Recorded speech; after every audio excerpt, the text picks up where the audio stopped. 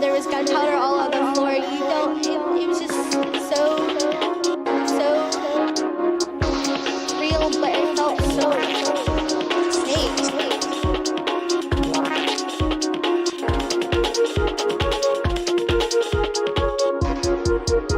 Your reality is fake as fuck.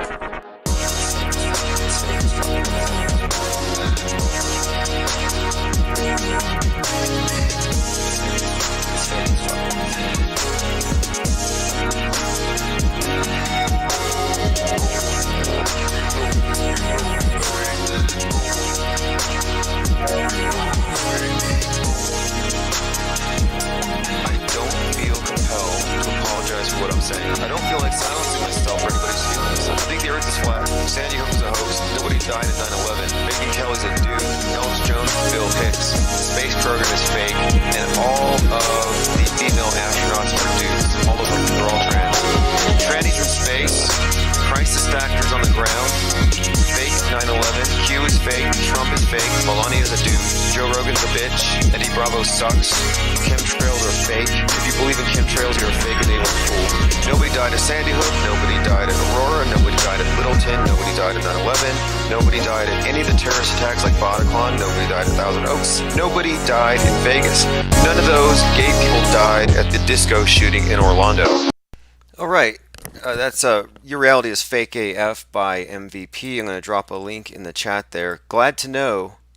I'm really glad to know that it bumped off the video I was hosting. So with D Live, you can host another person's channel. And then when you start a live stream, it actually bumps them off. So we were analyzing and observing another, I guess, YouTube escapee, just kind of adjusting to the new platform. So it's good to know. So if you have a channel and you do stuff like what we do, we should probably start working together to keep a constant video stream going. Jay It says the ancient civilization hoax need to have that discussion. Absolutely, especially when it comes to ancient aliens. I knew something was up with that when I went to a talk by an author. He wrote a Slave Species of the Gods, Michael Tellinger. And I had just read the book, and by the time I got there to where he was at his speech, I had finished the book. And basically, the end of it was this idea that the Anunnaki have put their bloodlines in charge of the slave species, which would be the humans, us. And he actually made the point in this book that if you were going to look for evidence of this, you would probably look to individuals like George Soros as being descended from these alien gods. And then it occurred to me, this is pretty much like how the Bible was used to write the imperial Roman cult into the history as divine. In the same way, this is pretty much the elite probably funding these books to validate the paradigm and then put them in a position of, well, we're actually descended from the gods. It gives them their own little Anunnaki myth. Anyway, going through comments, Glenn Clark says, I still like him. Look, I like a lot of the writers. I like David Icke quite a bit, even though I know that he's got his little story to tell. But he's got to pay his bills. You know, you got red pilling for money. He's reptilian pushing for money. He's got his little shtick, and it worked. Where I don't agree with him, though, is where he's absolutely a solipsist, a nihilist, and a subjectivist, and he probably thinks the Mandela effect is real. In fact, I'm going to go with that. I'm going to look, David Icke, Mandela effect. I'm willing to bet money that he's on that bandwagon. He has to be. Because he's been a reality-denying, subjectivist, nihilist, simulationist for quite some time. Yeah, David Icke, False Reality and Illusion, 2016, Mandela Effect, Alternate Realities. Yeah, there's quite a bit here. Evidence that Mandela effect is affected by prayer. That's interesting. And if you didn't know, one of the big things right now, and at first it was fringe, well, it was fringe of the fringe, but now it's almost mainstream fringe, is the belief that you can pray away the chemtrails. They literally say that. We can pray away chemtrails. And so at first it was limited to some versions of Christians who believe we're Christian simulation theorists. And if you're a Christian simulation theorist and you feel like I'm misrepresenting your views, feel free to call in. But what I'm saying is, they claim to have real time effects with praying away chemtrails. Well, it has spread to others who aren't even religious, but who believe that there is some type of conscious interaction between the individual on the ground and what is manifesting in the skies. And I've seen other people pray at these things. And so I look at it from the outside and I'm like, okay, I see these people praying at the sky. And then I look at the climate change people like Greta, essentially praying at the sky. Like, please, climate God, don't destroy us. We'll raise taxes. We'll stop driving cars with internal combustion engines. We'll stop using dinosaur blood to fuel our civilization. But it just seems like everywhere I go, every major worldview contains some fear of the sky. And I think it might all be illegitimate. It might all just be Chicken Little mind control games. And if you know the story of Chicken Little, an acorn falls on her head, and so she tells everybody the sky is falling. And of course, they take her word for it. And before you know it, they reach a consensus. The sky is falling. We're going to have to do something. And luckily, the fox shows up. And he's like, hey, by the way, I've got a cave here. If you chickens want to go in the cave, I can protect you from the falling sky. And so they go into the cave owned by the fox. I mean, you can see how that ends. Cozy Wooden Doors says, chemtrail truthers don't know that burning fuel makes water and CO2. Well, here's a question, and I need somebody to give me this answer. Do commercial airplanes cause chemtrails? Or is it special airplanes, drones that we don't see? They're so slippery. I say, I don't believe in chemtrails. And they say, are you denying geoengineering? I didn't say geoengineering. I said, I don't believe in chemtrails as they are popularly understood. Survev says, I saw a compelling video on Australia burning as the... Oh, okay, that's interesting. That's another topic, but kind of related because I said, hey, pay attention. On the winter solstice, you're going to see fires. In fact, there was a fire last night downtown. I could see black plumes of smoke. But I've noticed that with the solstices, winter and summer, there are often burnings. Like last summer solstice, Phoenix was burning, if you remember that. And there was something very ceremonial about it. If you looked at the coverage, how it corresponded to the Phoenix that was spotted above the retired power plant in Russia in the Aurora Borealis. But the Phoenix ties into this thing because the Phoenix is, of course, it dies and it's reborn in its ashes. And there's a correlation between the Phoenix, the Phoenicians, and this dying, resurrecting sun god or earth god. So, for example, Osiris or Christ, this archetype. Today, look, you worship the Babylonian Christ Tammuz today. You do, if you're on the political left. You worship him in the form of the green god of the earth, the vegetation god, the god of recycling. If you're a climate alarmist, you are really a believer in this. The god of recycling, the Saturnian aspect, the harvester, that's why if you look at the recycling symbol, it does have a six-pointed star on the inside. That represents Saturn, the harvest, and also two triangles, one up, one down, represents the earth god and the sky goddess, and their nightly conjugal visit that results in the sun god being born the next day. I mean, that's the basic astrotheological myth that they give us. And they've repackaged it for the New Agers. So whenever you're recycling on Sunday, that's analogous to going to, like, look, I know this from experience. I used to go to this particular Sonic because they have decent coffee, and I was able to overlook the recycling center, and I could see these people recycling beer cans and wine bottles on Sunday mornings, and they're all hungover.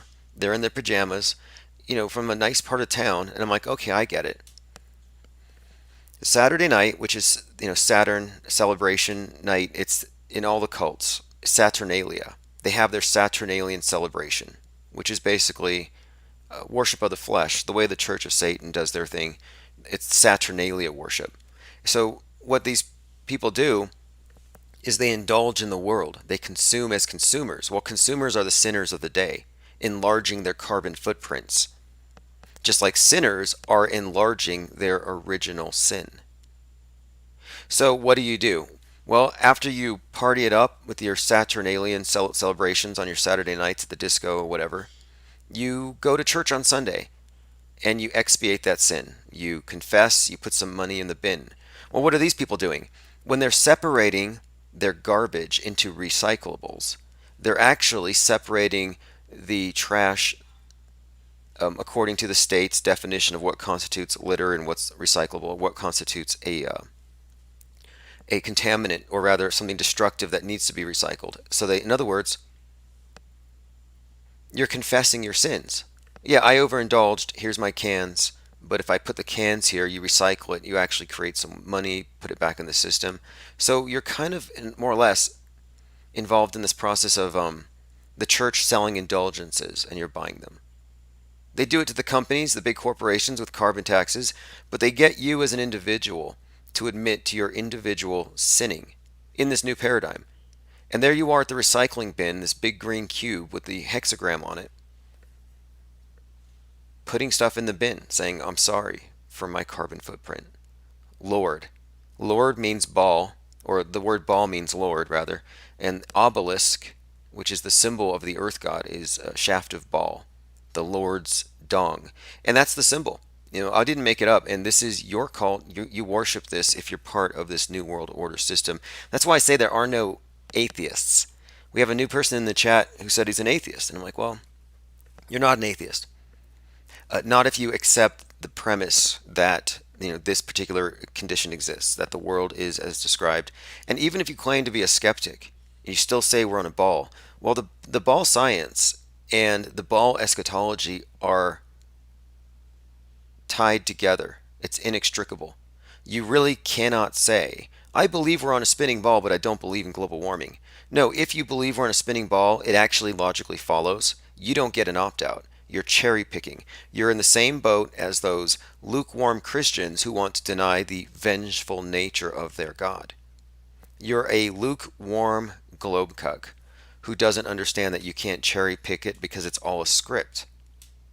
It's not actually reality that you're discerning here. You're basically choosing which stories to believe. Like, why aren't you scared to death of that meteor that's coming? We're going to get killed on Christmas by, this is funny. We talked about this last night. So in North Korea, they said that they got a Christmas gift. They're going to shoot a nuke at us, right? Well, it just so happens that NASA, and this was not mentioned last week where they said we're going to be hit on Friday the 13th by a nuke. It just so happens that NASA has found another nuke on its way over to come hit us. Not a nuke, an asteroid. And this one's big. I think it was like 2,000 feet tall. Let me go ahead and pull that up. And the reason why this is important is that they said Christmas. The same time that we're expecting North Korea to launch something. So I'm just looking at overlapping stories that kind of, it's almost like they want to keep the people who are home for their vacations triggered. Let me go ahead and pull this up. I'm going up through through the Discord server. If you want to get into the Discord server, we do have a bit of a filter to keep it troll free, to keep it productive. To get there, you do need to join the Patreon that puts you on the newsletter, and that pretty much lets us know that you are on the same sheet as we are in terms of you're up to date on the research. Okay, I'll get to that in a minute, but in fact, let me just search it. It's just so easy to do this. NASA says Christmas asteroid. Now, last year, NASA found that snowman in outer space. The rock in the shape of a snowman, Ultima Thule. Here we go. NASA issued warning that Earth could be hit by an asteroid Christmas 2019. There's a solar eclipse on Christmas Day this year. Now that's interesting as well. We'll take note of that. Solar eclipse. The Simpsons turns 30. NASA mission to get the first, oh, this might be a joke. Apollo on steroids. NASA mission to get the first woman on the moon. Apollo on steroids. Just the idea here of steroids. This is fast. I'll get into this in a minute. There's so many other stories, but I wanted to get back on target here. Here we go. Asteroid swarm. NASA detects space rocks hurtling towards Earth this week. Nope, that was 2 weeks ago. But you see what I mean? It's always happening. So, my question to you, the true believer in this bullshit system, if NASA can constantly say these things are happening and they're not happening, how do you trust them about all those distant probes? Oh, sure, we got a probe around Saturn. Oh, yeah, you know that $5 million probe that we sent to that comet 20 years ago? Yeah, that money wasn't actually thrown into a black hole. Here's some pictures to prove it.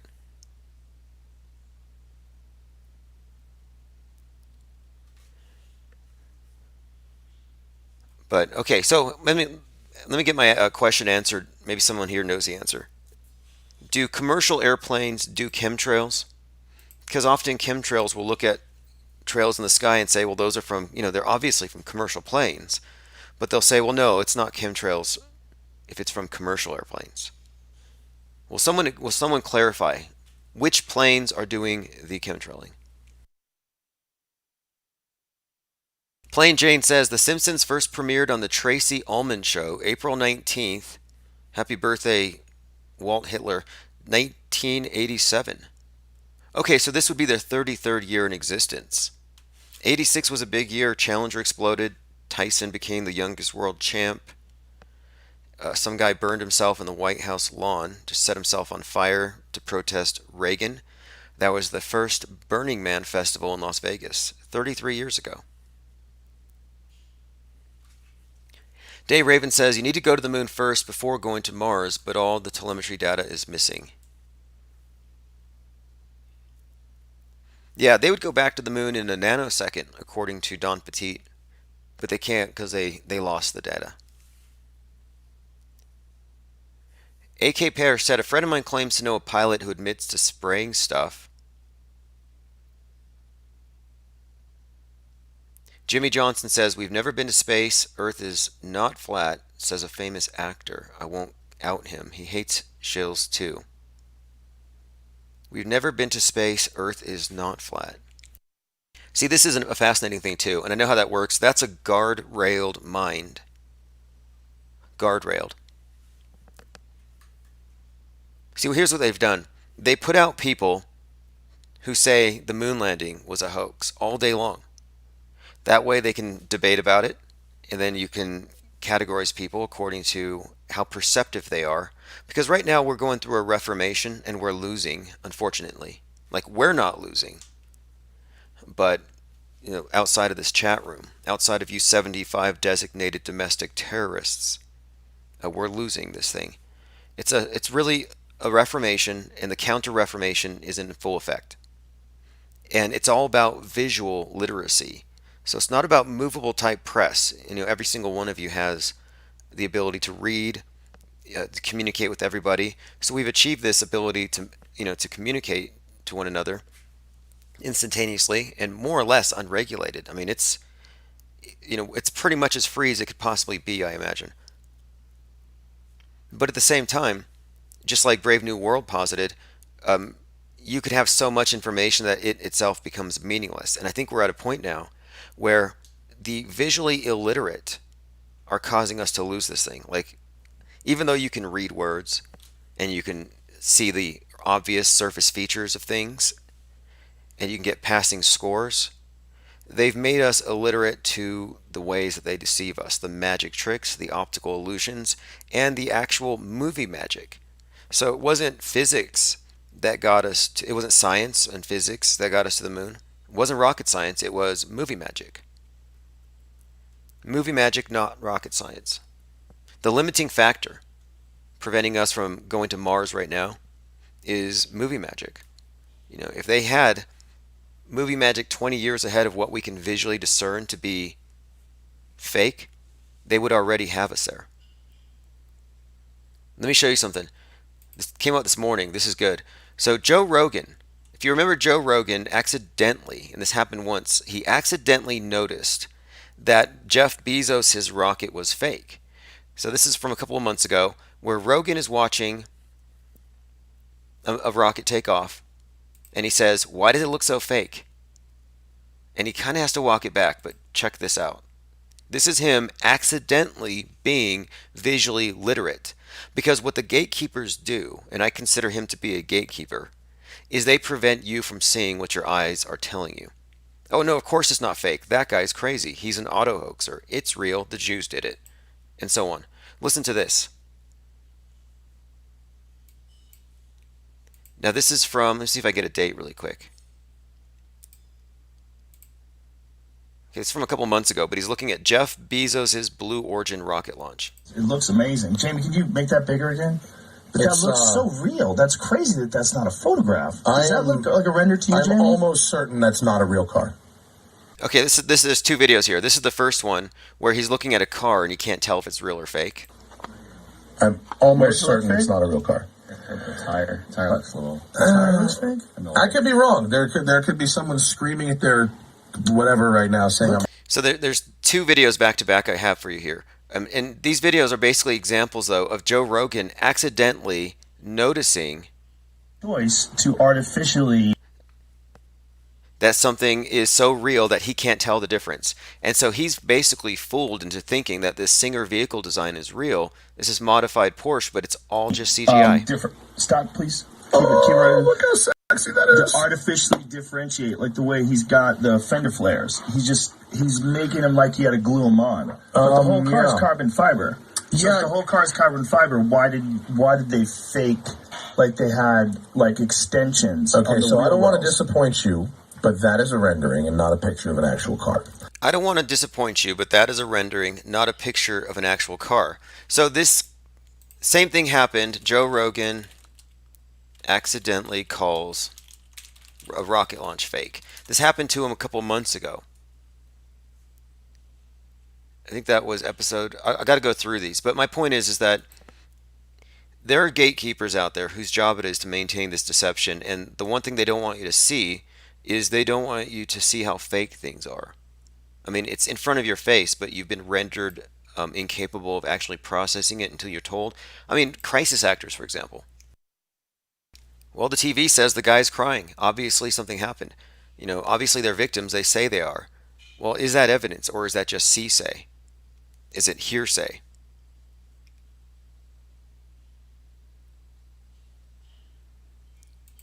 Okay, let me get back on track. This is kind of interesting. Apparently, Stephen Curry had some pictures released where his head is put on somebody else's body. So they're saying that they were these pictures of the Golden State Warriors, Stephen Curry, leaked onto Twitter, and they said these pictures were fake. They were deep fake, ignore them. And I only bring this up because it's a non-story. Their agents putting it out, deep fakes, Stephen Curry. Deep fake, Stephen Curry. This is another example of how every time we start talking about the suspected deep fakers, they'll put out cover stories that are just there, I think, to take the search results away from what we're saying. In this case, we've been talking about how we believe that what you're seeing here next to Stephen Curry, Aisha Curry, who was on Hannah Montana years ago, is actually Miley Cyrus in a bodysuit with basically a mask. Very thin, hyper-realistic silicone mask, but yes, we've been talking about this for about 6 or 7 months, that Miley Cyrus is playing the role of Stephen Curry's wife. It's a disguise. You know, like Big Mama, like all these shows you've seen. It's just Hollywood magic. So it's just kind of curious to me that, yet again, another deep faker we calls out has a story that kind of covers it up. Like, they're really good at this. Here's a headline from the Daily Beast from yesterday. NASA mission to space goes horribly wrong. A high-tech space capsule the agency hoped to send astronauts to the space station in suffered a malfunction and got stranded 120 miles over the Earth. Interesting. You know how yesterday I was just talking about how they're running out of time before they bring down the space station to meet that 33-year mark? They're getting really close.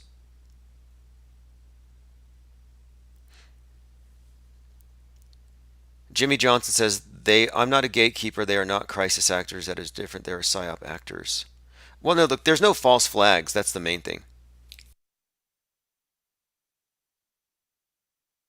You know, really, there's no such thing as false flags. That's just it's a hoax they use to keep the people from straying too far from the mainstream. But no doubt. Anyway, look, we've been calling this out that the space station has to go down soon, and it's kind of interesting that their mission went, quote, horribly wrong, and they malfunctioned, and they were stranded 120 miles over the Earth for a bit. I'll bring this up because, again,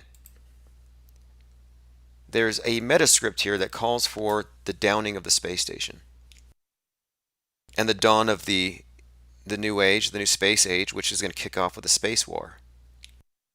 And when I say space war, I don't mean like Star Wars and ships in the sky.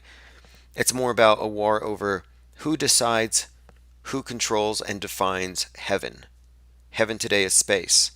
So it's not like the previous 9/11 where it was Muslim and Christian worldviews. No, this time it's not like it's not Western versus Islamic. This time it's communist versus capitalist.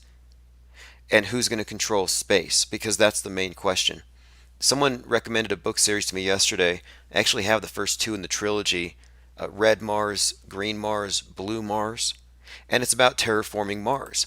Well, in the second book, they raise the question, okay, we've terraformed this planet, we can live here, but do we want to recreate Earth? Or do we want to just turn into communists on Mars?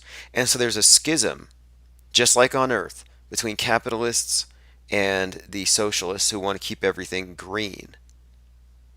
And this book came out, decades ago.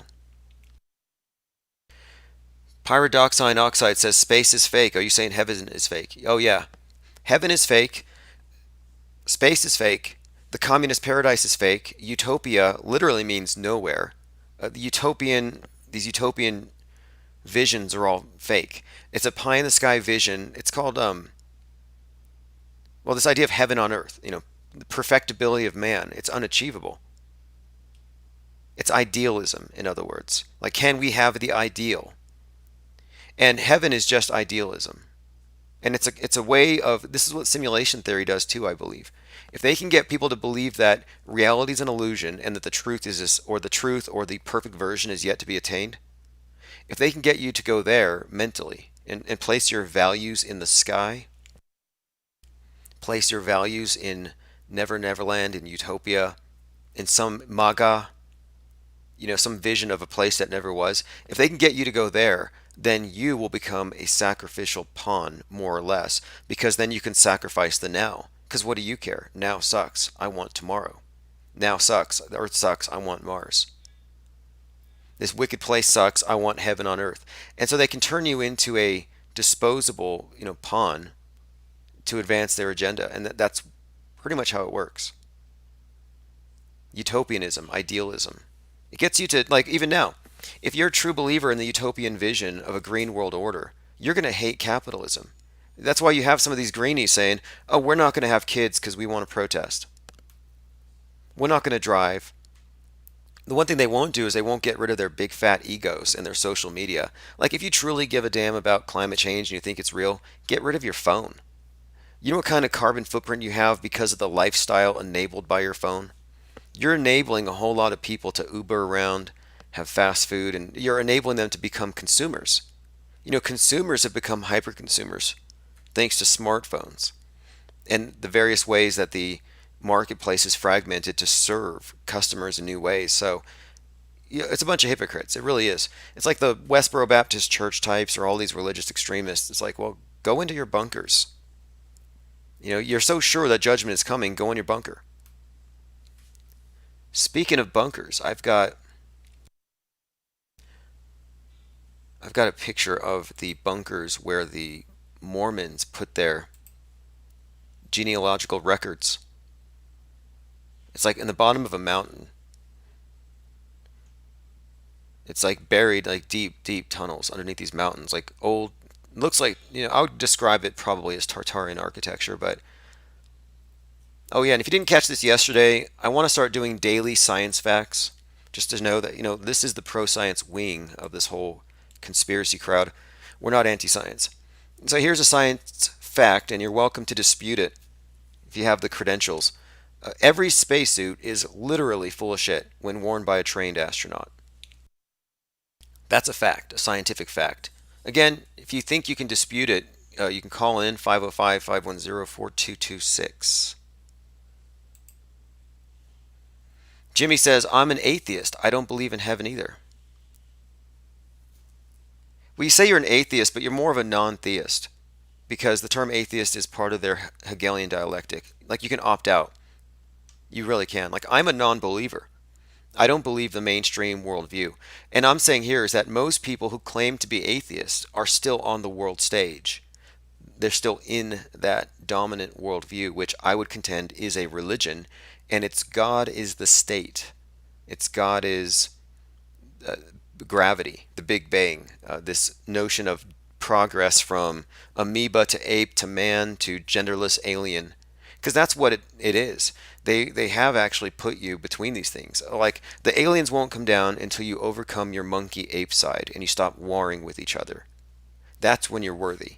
They represent man without the alien aspect, without the animal aspect.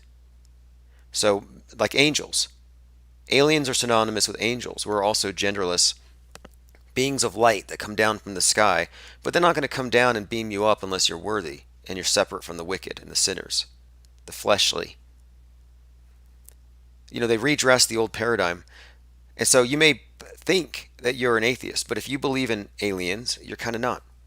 If you believe in the globe, you're pretty much not. Even if you say, well, I don't believe it's heliocentric. Well, if you still believe we're on a ball, well, then guess what? Ball is the original name of the Lord. Shaft of Obelisk, it's ball. You're still a ball worshiper. That's your God. And it's really the God of all the mainstream religions. Baal is the same God as the recycling God. It's the same basic thing repackaged in atheist. How can you call yourself an atheist when you've accepted the premise that, well, wrath of God is real because you believe in climate change? And if you do believe we're on a ball, it's a climate change denier. Because then you're almost like saying, look, the language of climate change denialism or fanaticism, the ones who say, well, you're a denialist, you're going to bring about the doomsday in 10 years, that's very religious. And many people who are climate change deniers will say, well, hey, that's basically just a religion. I get that. Well, guess what? The ball itself is part of the same religion. You cannot separate the two.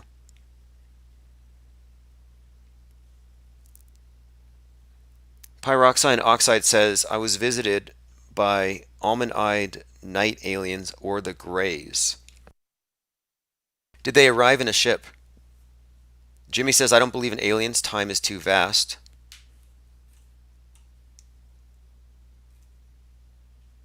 No, I'm just saying that but the reason you believe in aliens, though, is because they were introduced to you. And from where?